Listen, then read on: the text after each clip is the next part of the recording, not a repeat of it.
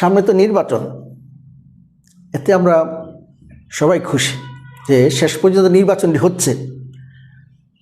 ওই নির্বাচনকে কেন্দ্র করে গতকালকে পদত্যাগ করেছেন 24 গণঅভ্যুত্থানের পোস্টার বয়, অন্যতম পোস্টার বয় আসিফ মাহমুদ সজীব ভুঁইয়া।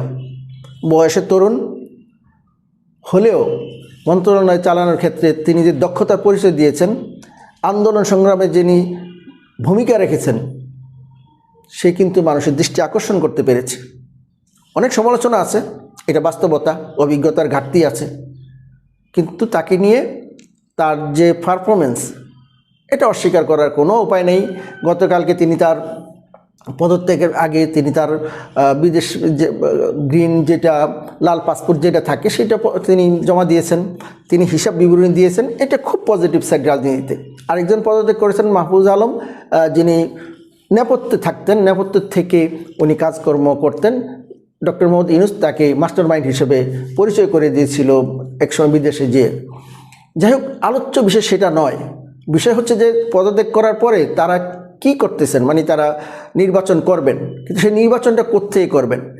তাদের যে সংগঠনে তারা ছিলেন, তার ফ্রেন্ড সার্কেল সবাই এনসিপি গঠন করেছে। সর্বশেষ তথ্য অনুযায়ী, খবর অনুযায়ী তারা কিন্তু এনসিপিতে জয়েন করছেন না, বা তাদের এনসিপি থেকে নির্বাচন করছেন না বলেই আমরা বিভিন্ন সূত্রে জানতে পেরেছি।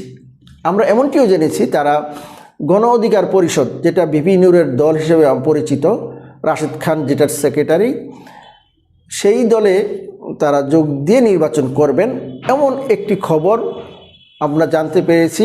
গণ অধিকার পরিষদের যে সেক্রেটারি রাশেদ খান, তিনি জানিয়েছেন যে তাদের সাথে আলোচনা চলছে। যেহেতু বিগত আন্দোলনগুলোতে, বিশেষ করে কোটা সংস্কার আন্দোলনে যেটা 2018 সালে হয়েছিল, সেখানে এই সজীব ভুঁইয়ারা গণ অধিকার পরিষদের যে বর্তমান যে ভিপি নূর, তার নেতৃত্বে তারা কিন্তু আন্দোলন সংগ্রাম করেছিল, ছাত্র সংগঠনে তারা কিন্তু সক্রিয় ছিল, এবং 24 গণঅভ্যুত্থানে তারা অনেক বড় রকমের রোল প্লে করেছে। সেটা নিয়ে ভিন্ন তথ্য, ভিন্ন যাই কিছু থাক না কেন, বাস্তবতা হচ্ছে তারা ভূমিকা রেখেছিল, সেজন্য তাদের প্রতি আমাদের শ্রদ্ধাবোধ রয়েছে।